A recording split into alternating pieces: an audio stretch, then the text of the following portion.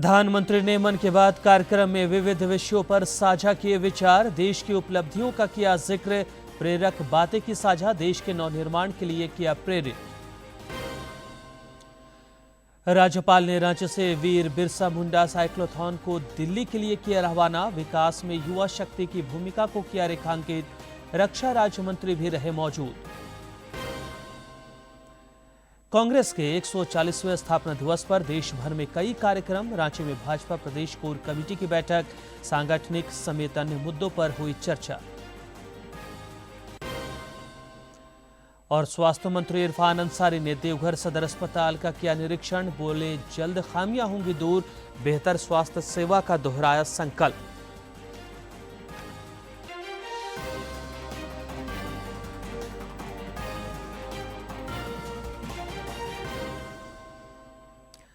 नमस्कार, खबरें झारखंड में आपका स्वागत है। मैं हूं रियाज आलम और अब समाचार विस्तार से।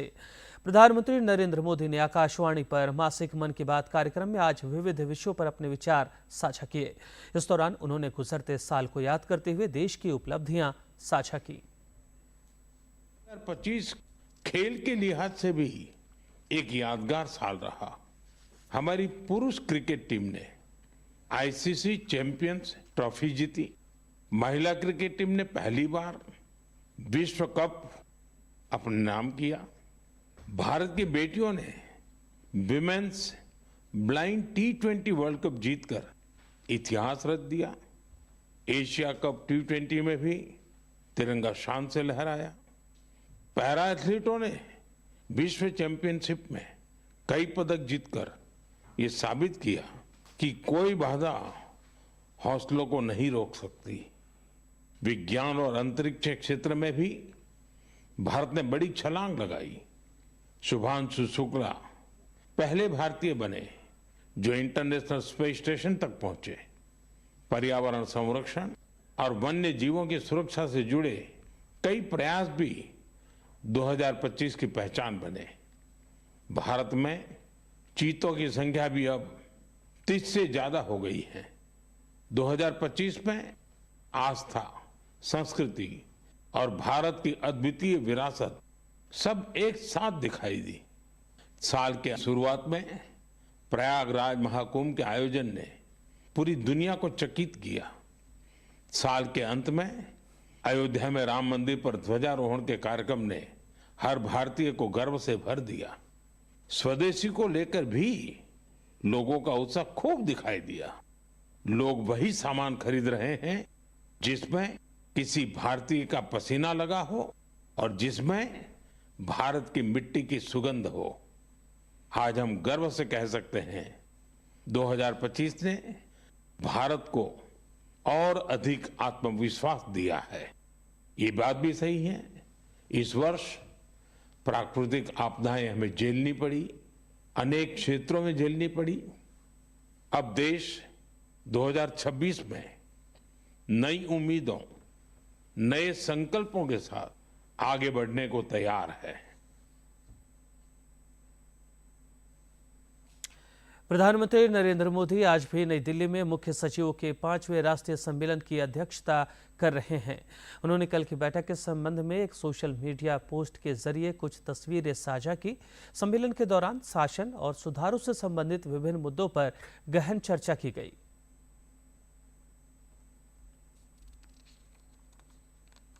नई दिल्ली में आयोजित मुख्य सचिवों के 5वें राष्ट्रीय सम्मेलन के दूसरे दिन भी पीएम मोदी अध्यक्षता करेंगे। पहले दिन राष्ट्रीय सम्मेलन के दौरान शासन और सुधारों से जुड़े कई मुद्दों पर विचार विमर्श किया गया। आपको बता दें कि ये सम्मेलन एक ऐसे मंच के रूप में काम करता है और समावेशी भविष्य के विकास को गति देने के लिए एक एकीकृत प्रारूप तैयार करने के लिए सहयोग करने का काम करता है। केंद्रीय मंत्री शिवराज सिंह चौहान ने आरोप लगाया है कि कांग्रेस ने मनरेगा में महात्मा गांधी का नाम केवल चुनावी लाभ के लिए शामिल किया था। उन्होंने भोपाल में कहा कि यह योजना कांग्रेस के कार्यकाल के दौरान भ्रष्टाचार का पर्याय बन गया था। वाली योजना है,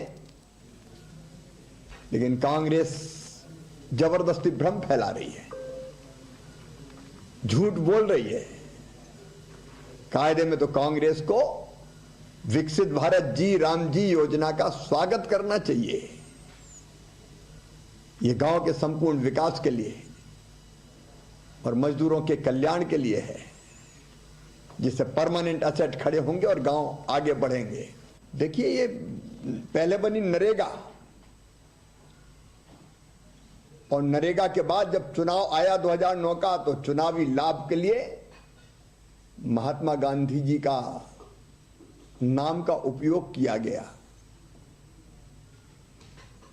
इसके पहले कितनी योजनाएं महात्मा गांधी जी के नाम पर बनी, एक परिवार एक खानदान के नाम पर कितनी योजनाएं बनाई कांग्रेस और यूपीए की सरकारों ने। और इसलिए ये जो योजना बनी है विकसित भारत जी राम जी, इसमें गांधी जी का दर्शन है। भारतीय जनता पार्टी ने पंच निष्ठाओं में ही गांधी जी के सामाजिक आर्थिक दर्शन को स्वीकार किया है। कांग्रेस खुद ये जानती है कि उनके राज में मनरेगा भ्रष्टाचार का पर्याय बन गई थी। मजदूर के बजाय मशीनों से काम, मजदूर की जगह ठेकेदारों से काम, ओवर एस्टिमेट बना देना, एक ही काम कई बार कर देना और पेमेंट निकाल लेना।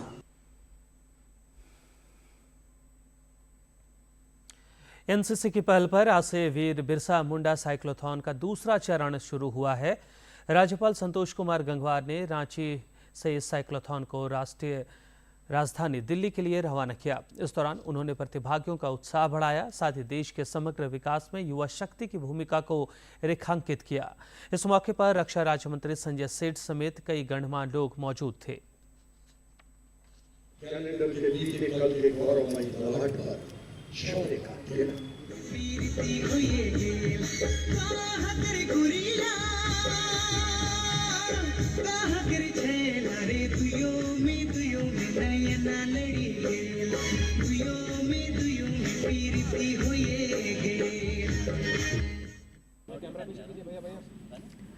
राष्ट्रपति द्रौपदी मुर्मू आज शाम झारखंड के 3 दिवसीय दौरे पर रांची पहुंचेंगी। इस दौरान राष्ट्रपति पूर्वी सिंहभूम, सरायकेला खरसावां और गुमला में विभिन्न कार्यक्रमों में शामिल होंगी।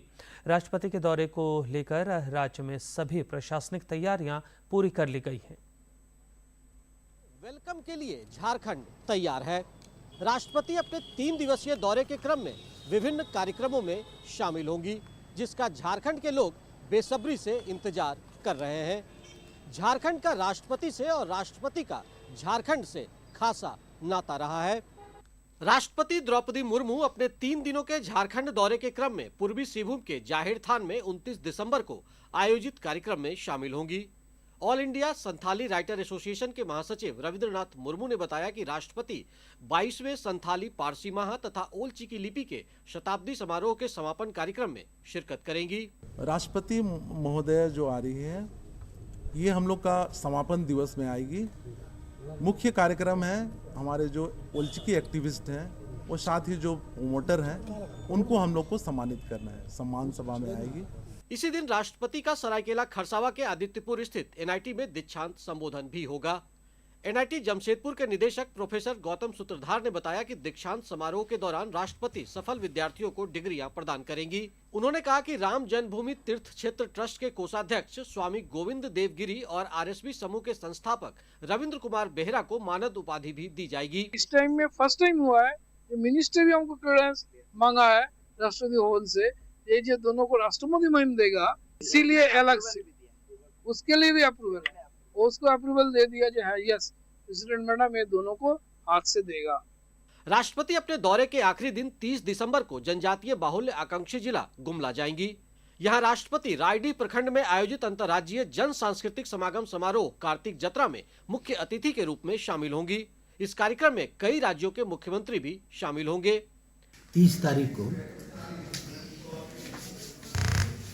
देश की माननीय राष्ट्रपति श्रीमती द्रौपदी मुर्मू जी आ रही हैं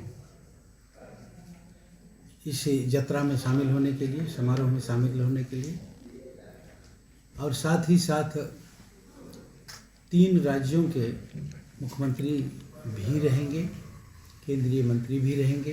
राष्ट्रपति के दौरे को लेकर रांची से लेकर जमशेदपुर, सरायकेला और गुमला में सुरक्षा के व्यापक इंतजाम किए गए हैं। इस दौरे को लेकर संबंधित इलाकों में नो फ्लाई जोन घोषित किया गया है। साथ ही अतिरिक्त जवानों की तैनाती के अलावा संवेदनशील स्थानों की बैरिकेडिंग की गई है। राष्ट्रपति के इन कार्यक्रमों के दौरान जनजातियों की समृद्धशाली संस्कृति और विरासत की झलक देखने को मिलेगी। साथ ही युवा शक्ति के हौसले को भी नई उड़ान मिलेगी। राज्यपाल के तौर पर भी वो काफी समय तक झारखंड में रही है। ऐसे में झारखंड और यहाँ के लोगों से उनका काफी भावनात्मक लगाव भी है। डीडी न्यूज के लिए राजेश कुमार लालदास, अनूप मिश्रा, नरेश और विकास के साथ मैं दिवाकर कुमार।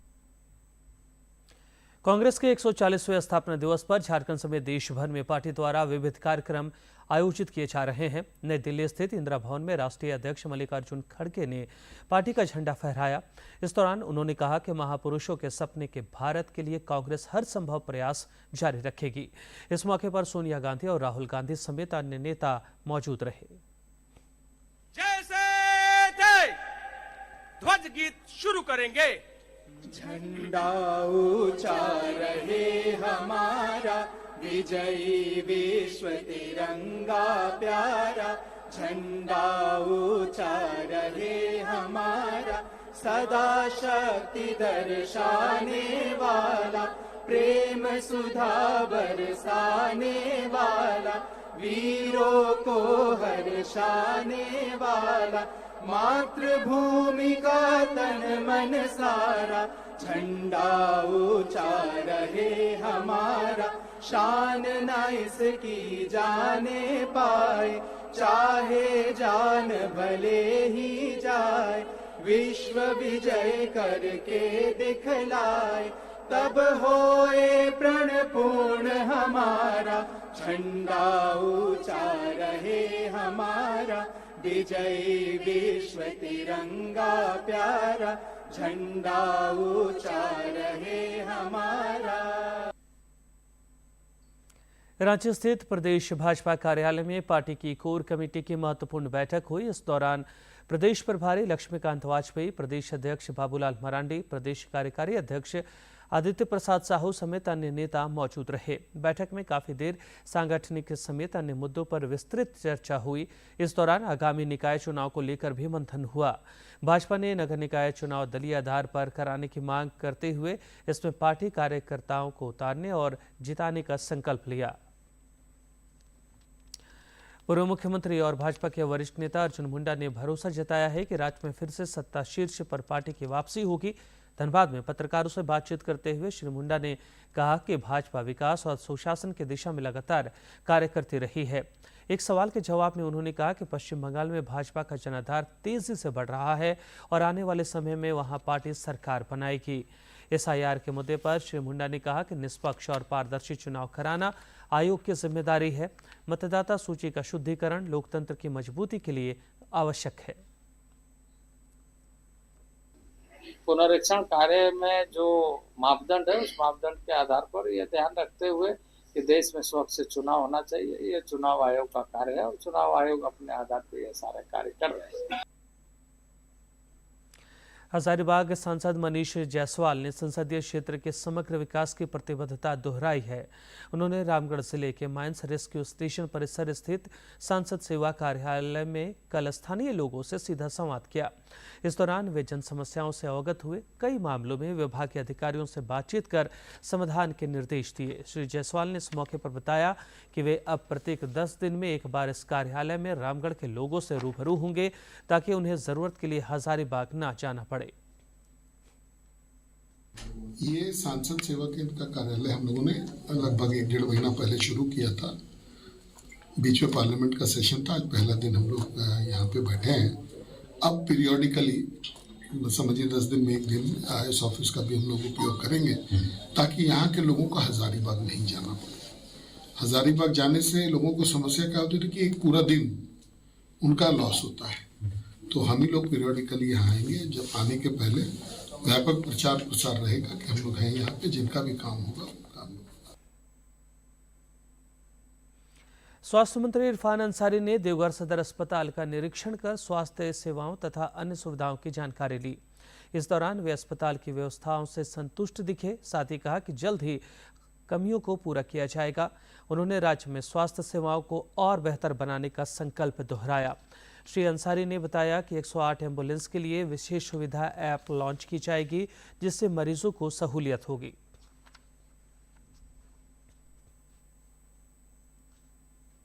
छह मेडिकल कॉलेज को अभी हम लोग कैबिनेट में ले जा रहे हैं, 4 को लेके जा रहे हैं, 2 प्रक्रिया में है।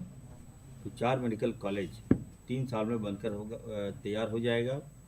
और उसके बाद हम कह सकते हैं कि डॉक्टर्स जो है बड़े पैमाने पर यहाँ पर हम लोग को योगदान देंगे। डॉक्टर्स की कमी इस राज्य में नहीं होगी। रांची के बरामबे में हमें लगता है बिल्डिंग पहले से बना हुआ है, वहाँ हम लोग भाड़े पे ले रहे हैं बिल्डिंग को, और 6 महीने के अंदर इस राज्य को मेडिकल यूनिवर्सिटी मिल जाएगा। आप लोग समझ नहीं सकते हैं कि कितना बड़ा देन है हमारे लोकप्रिय मुख्यमंत्री जी का, और मरीजों के लिए बहुत बड़ा देन है। डॉक्टर्स आएंगे, फिर उसके हमारे नर्सेज का वहाँ पे हम लोग डिग्री देंगे, समय पर देंगे। तो तरह तरह के डिपार्टमेंट में, हर डिपार्टमेंट में तरह की बहालियाँ भी होगी। गढ़वा में एबीवीपी के प्रदेश अधिवेशन के दूसरे दिन स्थानीय रामलला मंदिर प्रांगण से भव्य शोभा यात्रा निकाली गई। इस यात्रा में प्रदेश अध्यक्ष मौसमी पॉल के साथ ही बड़ी संख्या में विद्यार्थी उपस्थित रहे। शोभा यात्रा के दौरान हर इलाका देशभक्ति के नारों से गुंजायमान रहा। गोविंद उच्च विद्यालय के मैदान में खुला अधिवेशन आयोजित हुआ, जिसमें कई वक्ताओं ने संबोधित किया और विभिन्न मुद्दों को लेकर राज्य सरकार पर निशाना साधा।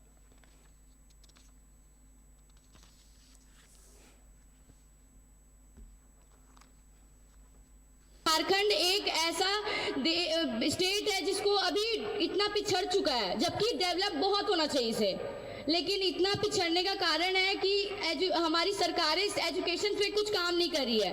उन्हें दूसरी चीजों पे काम करना है, जैसे भ्रष्टाचार हो गया। हम आदिवासी जनजाति, हमारा छोटा से छोटा जो भी अपना समाज में पूजा करते हैं, वो पूजा में भगवान महादेव और पार्वती का नाम नहीं लेते तो पूजा कभी पूरा नहीं होता है। महिलाओं को सुरक्षा ना देकर उन्हें महिला सम्मान योजना का लॉलीपॉप देकर खुश रखने का प्रयास कर रही है। हाल के वर्षों में ऐसे बड़े और निरंतर उभरते खिलाड़ी कम दिखाई दे रहे हैं। बालू चोरी, कोयला चोरी और भ्रष्टाचार में सरकारें लिप्त हैं, परंतु युवा और खेल उनके एजेंडे पर नहीं हैं। नए साल के उपलक्ष्य में रांची के एक्वा वर्ल्ड में कार्निवाल की शुरुआत हो गई है। केंद्रीय रक्षा राज्य मंत्री संजय सेठ ने इसका शुभारंभ किया। कार्निवाल में 8 दिनों तक सभी आयु वर्ग के लोगों के लिए विभिन्न कार्यक्रम आयोजित किए जाएंगे।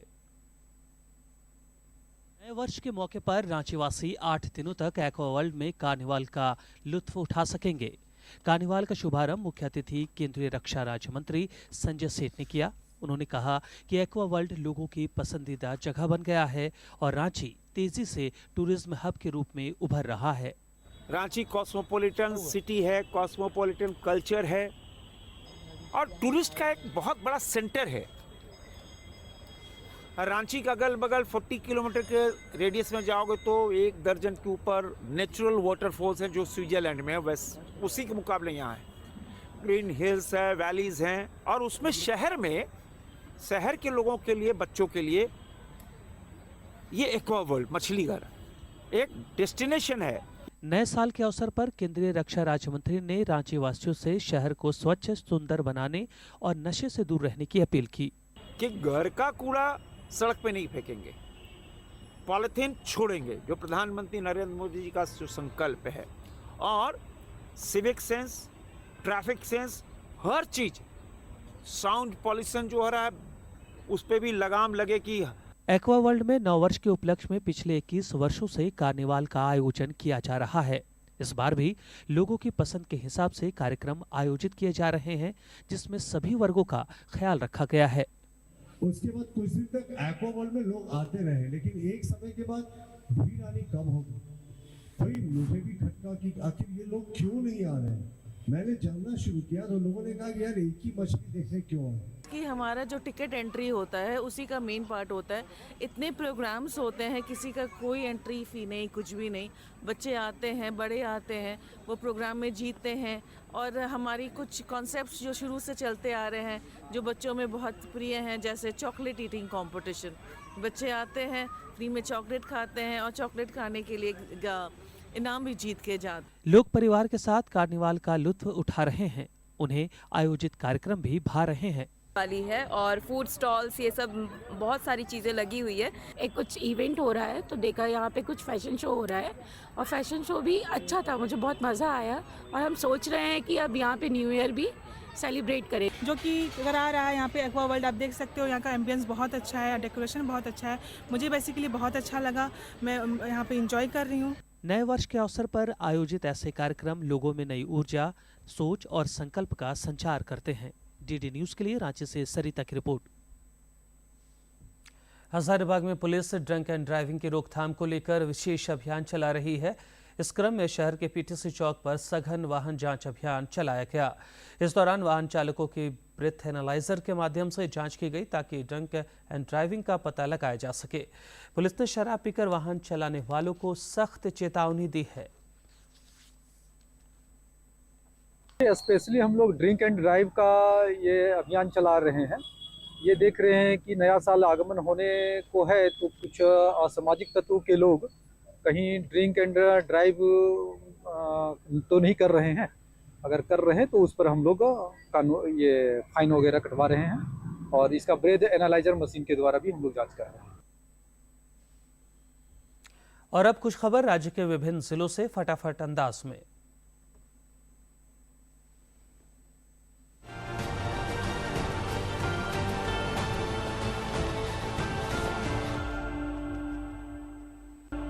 हजारीबाग के पद्मा प्रखंड निवासी उमेश भुइयां मुख्यमंत्री पशुधन विकास योजना के तहत सुकर पालन से आत्मनिर्भर बने। 50% अनुदान, प्रशिक्षण और तकनीकी सहयोग से उनकी आय 5 से 7 हजार रुपये मासिक से बढ़कर 3 से 5 लाख वार्षिक हो गई है। कोडरमा में शिक्षा सुरक्षा कवच पहल के तहत पॉलिटेक्निक कॉलेज बागीटान छात्रावास में रहने वाले कक्षा 10वीं एवं 12वीं के विद्यार्थियों की साप्ताहिक परीक्षा होती है। उत्कृष्ट प्रदर्शन करने वाले छात्रों को उपायुक्त और डीडीसी ने सम्मानित कर प्रोत्साहित किया।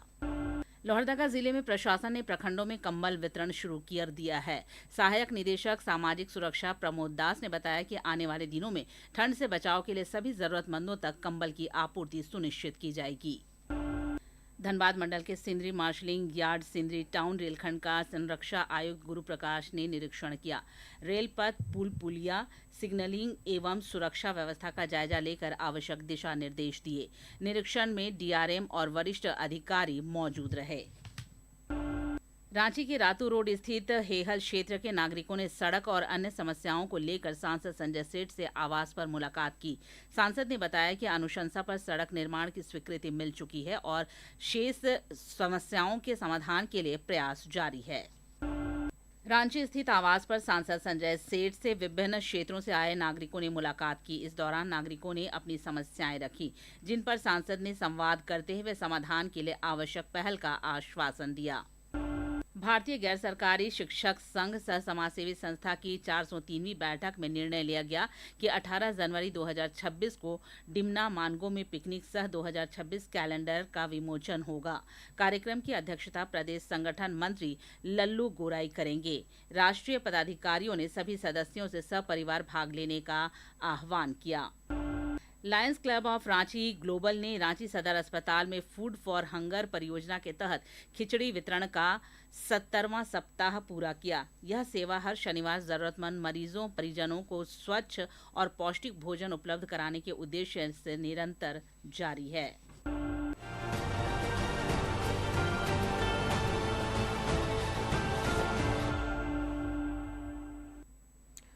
राज्य के लोगों को 24 घंटे बाद ठंड से थोड़ी राहत मिलने की उम्मीद है, लेकिन फिलहाल ठंड का सितम जारी है। पिछले 24 घंटे के दौरान रांची के नजदीक कांके में न्यूनतम तापमान 2.5 डिग्री सेल्सियस दर्ज किया गया, जिससे ठंड का अंदाजा लगाया जा सकता है।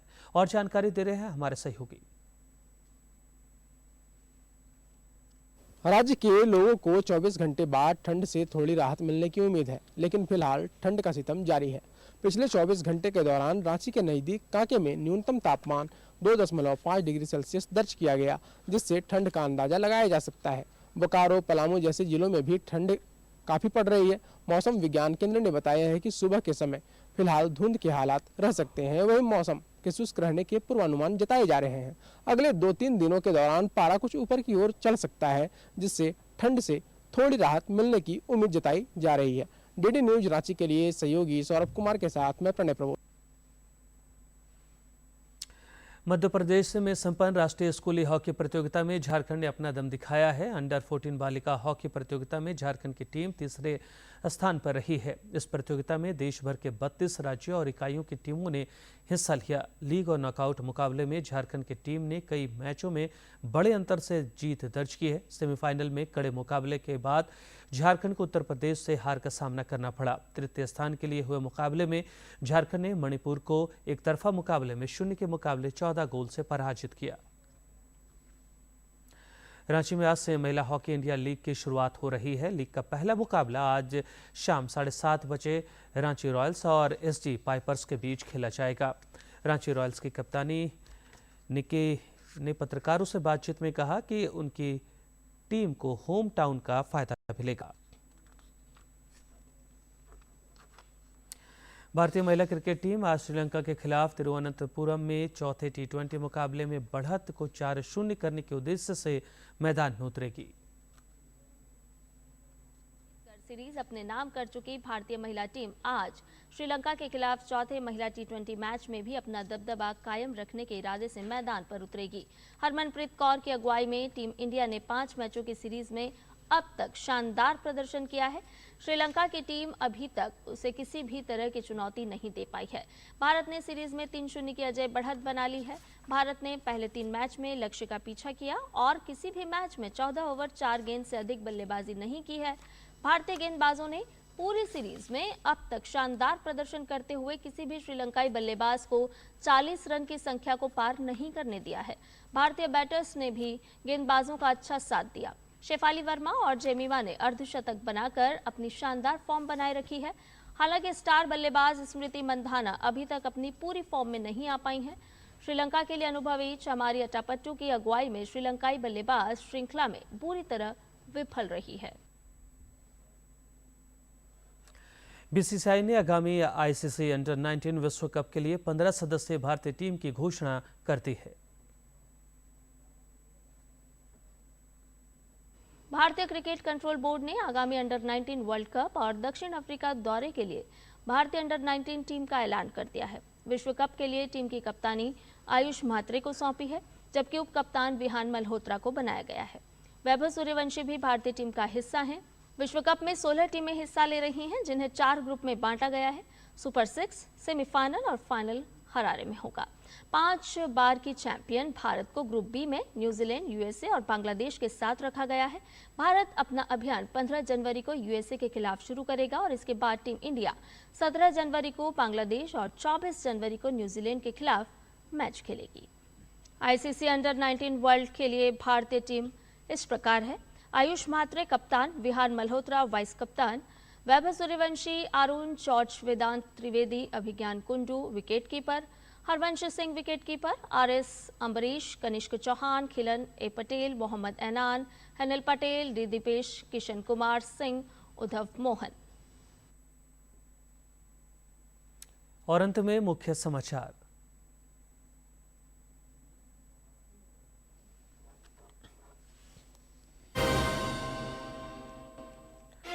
प्रधानमंत्री ने मन की बात कार्यक्रम में विविध विषयों पर साझा किए विचार। देश की उपलब्धियों का किया जिक्र, प्रेरक बातें की साझा, देश के नवनिर्माण के लिए किया प्रेरित। राज्यपाल ने राज्य से वीर बिरसा मुंडा साइक्लोथॉन को दिल्ली के लिए किया रवाना। विकास में युवा शक्ति की भूमिका को किया रेखांकित। रक्षा राज्य मंत्री भी रहे मौजूद। कांग्रेस के 140वें स्थापना दिवस पर देश भर में कई कार्यक्रम। रांची में भाजपा प्रदेश कोर कमेटी की बैठक, सांगठनिक समेत अन्य मुद्दों पर विस्तृत चर्चा।